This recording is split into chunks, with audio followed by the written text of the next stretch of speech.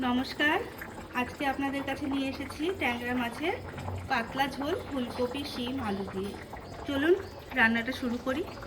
মশলাগুলো তো দেখতেই পাচ্ছেন, হলুদ, নুন, জিরে গুঁড়ো, লঙ্কার গুঁড়ো, ধনেপাতা, কাঁচা লঙ্কা, যেগুলো বেসিক মশলা সেগুলো। একদম ঘরোয়া ঝোল আমরা যেরকম রান্না করি সেই রকম। তেল গরম হয়ে গেছে, সর্ষের তেল। প্রথমে ফুলকপি আর শিমটা একটু ভেজে নেব। ফুলকপিটা আমি ভাপিয়ে নিয়েছিলাম একটু।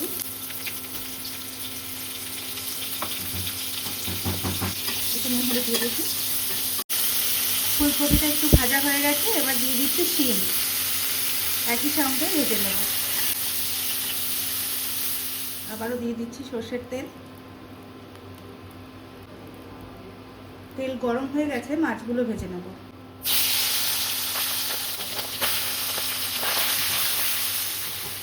মাছটা ভাজা হয়ে গেছে, এবার তুলে দেব।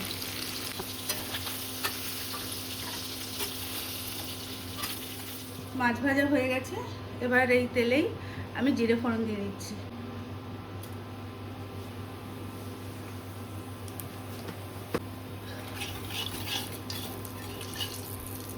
দিচ্ছি আলু।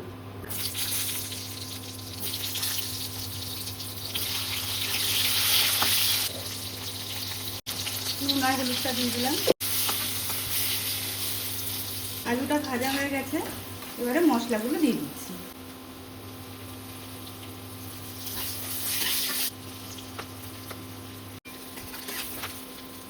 জল দিয়ে দিচ্ছি। ভালো করে কষিয়ে নিব। কষাটা হচ্ছে, কষার সঙ্গে আমি কিছু টমেটো দিয়ে দেবো, আর কিছু টমেটো আমি পরে দেবো।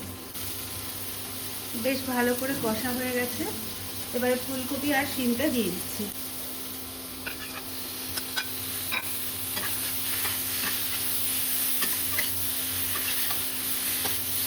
জল দিয়ে দিলাম।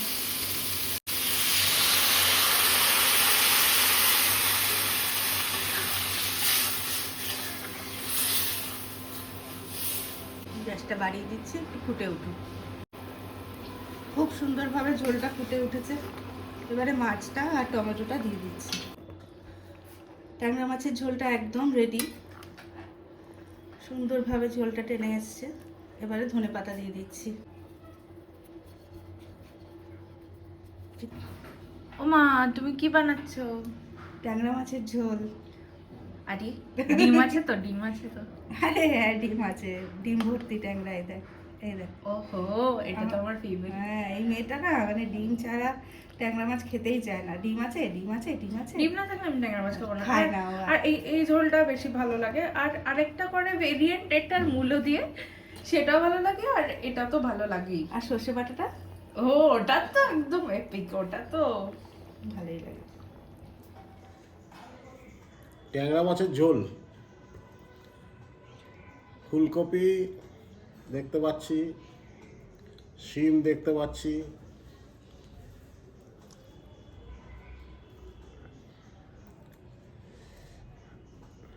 দেখি এবার টেস্ট করে দেখে তো মনে হচ্ছে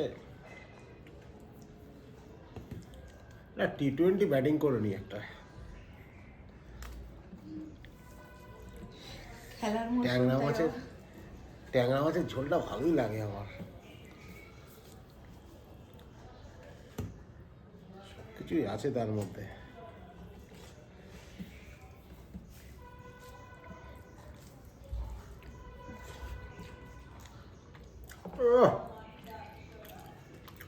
দারুণ।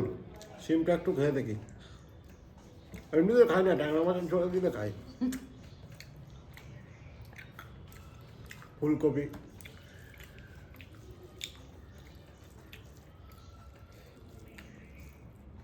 একটা রাজসিক ব্যাপার।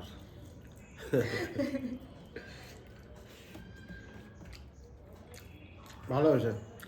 আপনারা সাবস্ক্রাইব করবেন, চ্যানেলটা দেখুন, লাইক ও শেয়ার করবেন। টাটা।